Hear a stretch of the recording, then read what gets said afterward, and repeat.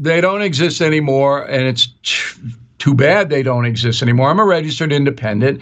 A lot of the moderate liberals have gone into the independent precincts now.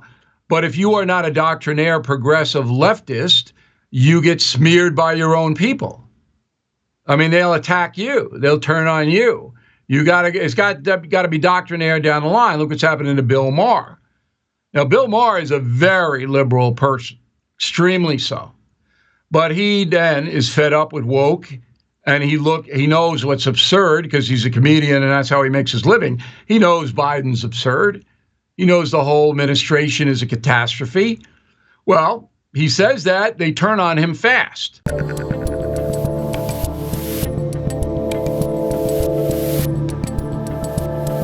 So I want to talk to you a little bit about media. You know, obviously you have an extensive, sort of remarkable pedigree in mainstream media, in what was once mainstream. I don't know that it's mainstream anymore. Let's say corporate press, and you're doing the online thing now, which obviously is the future of all of this. Is there anything you miss from the daily cable news grind that you feel like you got there that you can't get doing what we're doing now?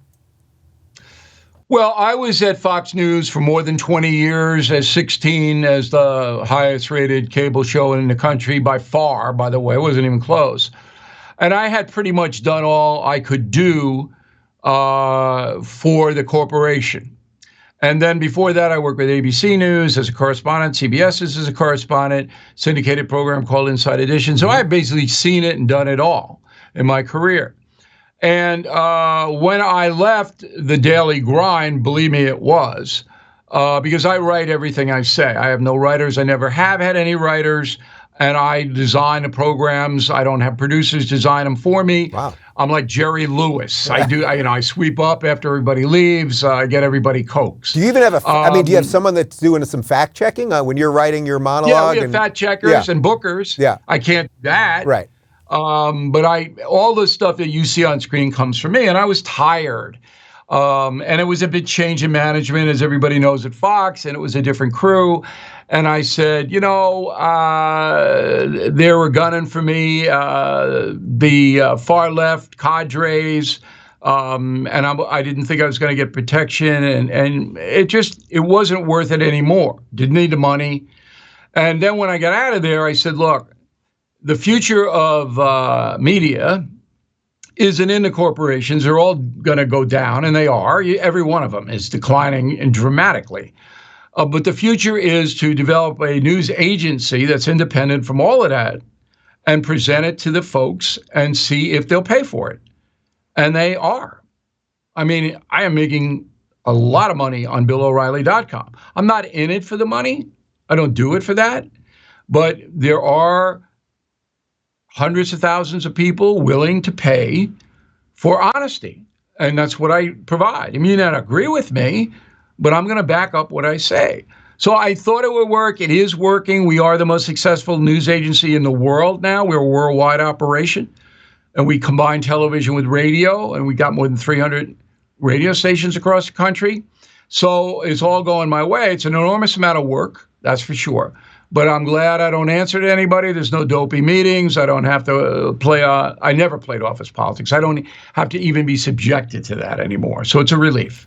Are there any lefty counterparts doing something similar to what you've done, what I'm doing? Say, there's this sort of broad, new sort of right-leaning conservative thing happening online that seems really robust. All sorts of different people who are more traditional conservatives, libertarians, ex-libs. There's a whole group of people doing this really successfully. Is there anyone that you see kind of from the other side that's doing it successfully that you respect, that you try to engage with? I'm having a hard time finding any of these people willing to talk. Yeah, I don't live in that world.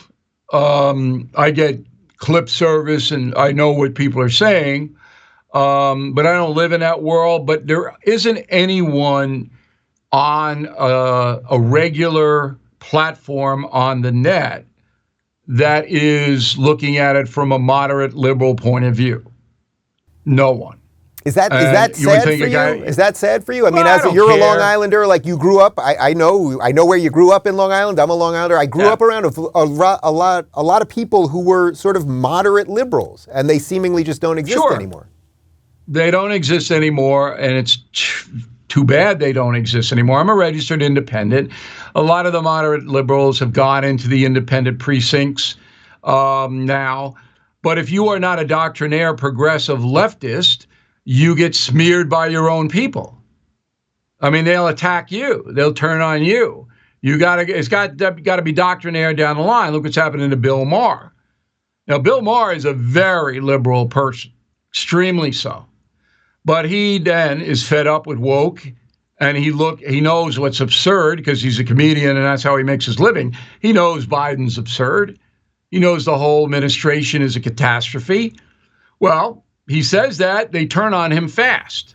You think he'll ever fully turn and do the scariest of all things? I don't think so, because he lives in Hollywood. Yeah. You live in Hollywood. His cocktail party invites are down by about 50%, I understand. If he goes into traditional precincts, he'll never get invited anywhere. And that's what these people live for. That's what they live for. The social aspect of it, that kind of thing, the accepted in the bubble, Manhattan, D.C., L.A., it's boring to me. I never wanted to be in the bubble. That never affected me at all. I mean, exec produced 4 movies, and we were nominated for 3 Emmys, and I was shocked. The movies are really good based on the Killing books, but I was stunned. We didn't win because you're not going to give O'Reilly an entertainment Emmy. I won 3 news Emmys, but that's a bubble out there in entertainment. That's part of the reason we're in such a mess.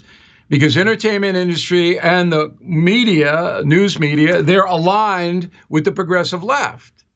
And that makes the progressive left far more powerful than they would be because they don't have that great a number of people. But the silver lining, of course, is that people do seem to be tuning out and tuning into some of this. They are tuning out, no doubt about it.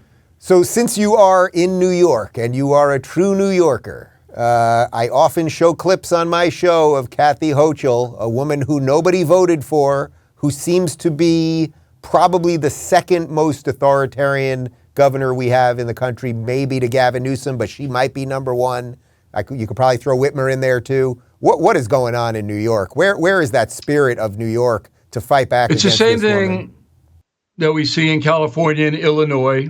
One party in New York, Democrats outnumber Republicans 2-1 on the voter rolls. Kathy Hochul is a person who will never solve any significant problem. She's simply not smart enough.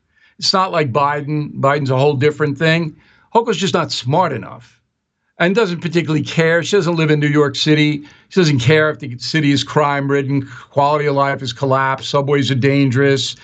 Doesn't care. Doesn't care that 700,000 affluent New Yorkers have left the state. Doesn't care. Again, power, that's what she wants. She's in the machine. No bail law. She could knock that out. Doesn't care. She could fire Bragg, the prosecutor in Manhattan who won't prosecute any even violent crime. She could fire him, won't do it. So my message to New York voters is this what you want? Apparently it is. Apparently it is, Dave. I don't think Long Island, where I am, is like that anymore. Long Island has changed, all right? But Manhattan certainly doesn't seem to care whether these people destroy their own environment. If you're looking for more honest and thoughtful conversations about the media instead of nonstop yelling, check out our media playlist. And if you want to watch full interviews on a variety of topics, check out the full episode playlist. They're both right over here. And to get notified of all future videos, be sure to subscribe and click the notification bell.